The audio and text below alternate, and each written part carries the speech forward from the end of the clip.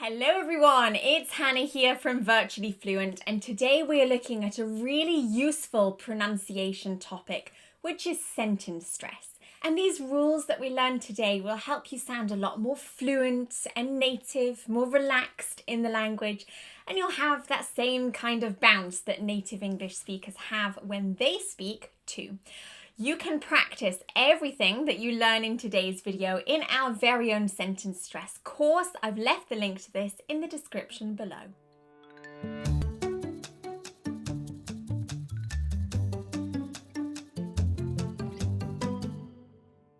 In order to understand sentence stress, we need to look at two different types of languages. We have syllabic languages and we have non-syllabic, also called stress-timed languages. And the approach of pronunciation and of speaking is very different in these two types of languages. In order to demonstrate this in the best way possible, we're going to use this example sentence, I am very happy. Now, in a syllabic language, every single syllable in this sentence has exactly the same importance. I am very happy. We kind of sound a little bit like a robot, but there are lots of other languages that use this approach and it sounds very good in those languages. The opposite of this is this non-syllabic stress-timed language. And in these sentences, we do not have the same importance for every single syllable. Some are more important than others. And English is one of these languages. I am very happy. So what we do in English is we stress a little bit more some certain syllables and certain words in a sentence. Now, in order to stress, we have 5 different things that we need to do. We need to make the sound a little bit louder, a little bit longer. The pitch is normally a bit higher. Our facial movement is usually a little bit more, and that's because the sound is clearer and more enunciated. So we need to think of all these characteristics just for one individual word or syllable.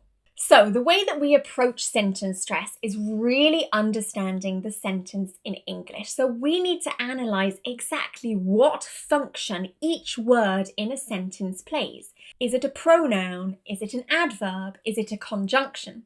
Here you can see some examples of the most typical parts of speech in English.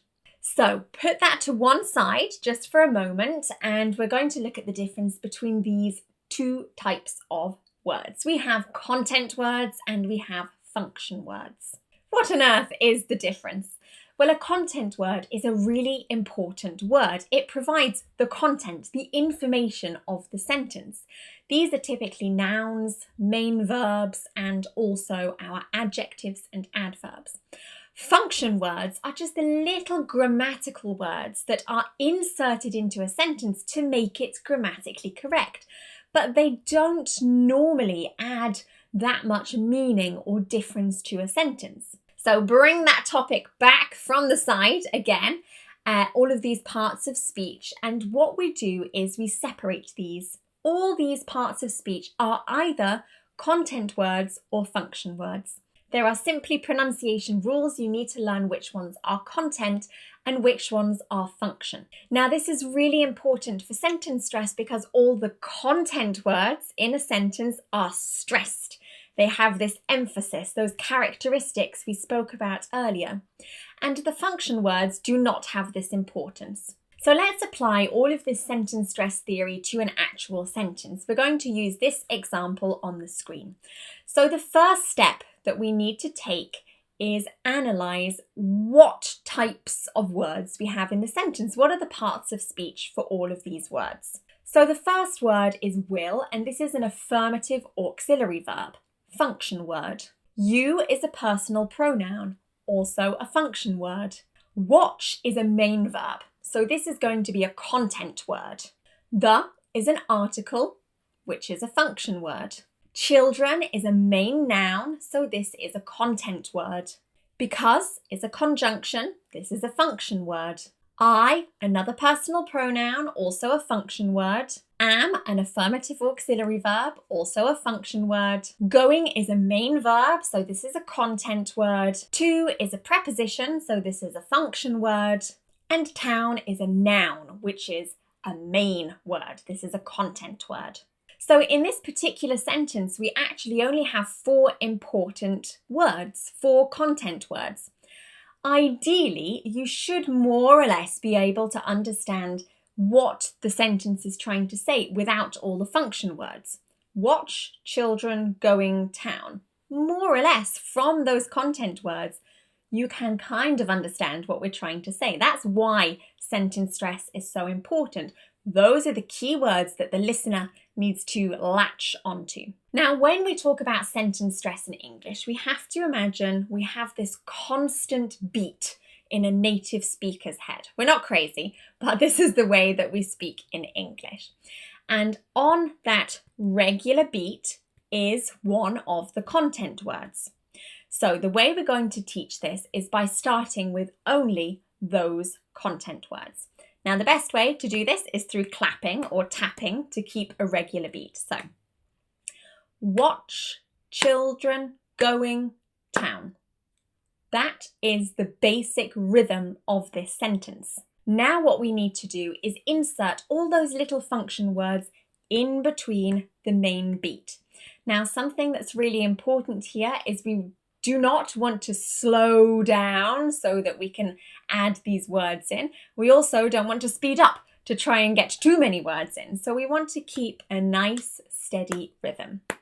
For example, will you watch the children because I'm going to town? And that is how a native English speaker would talk. Now, this is really difficult for English learners the first time they approach this sentence stress method. Backchaining is a really good way of going about this, which just means you first find your beat with your content words, watch, children, going, town, and then you insert one word at a time starting from the end of the sentence. So the last part would be going to town. I'm going to town because I'm going to town. Children because I'm going to town. The children because I'm going to town.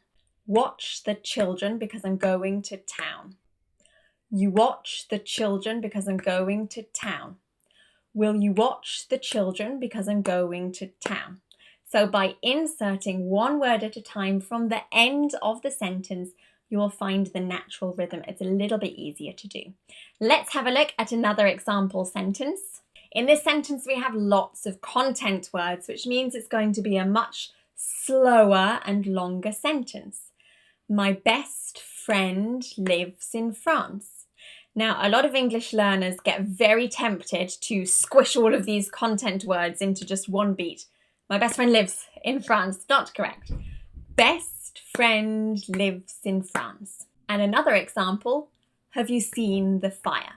Now, again, a little tip here is that English learners tend to stress the first word in the sentence because they think that's the most important. That's not true.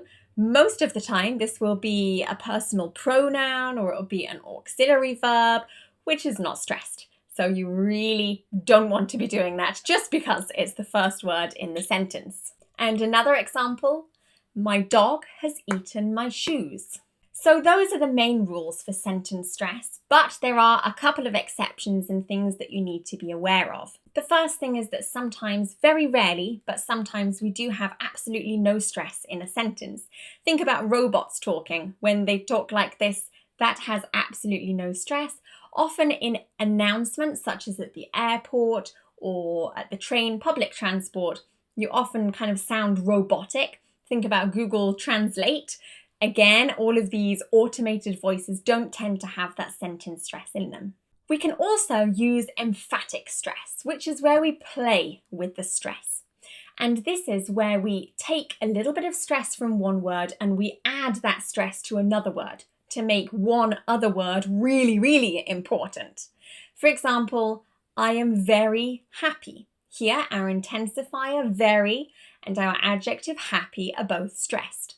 But we want to make that intensifier increase even more, emphatic stress. So we could say, I'm very happy. And you can hear happy has now reduced that stress, and very is the most important word in this sentence. This is emphatic stress.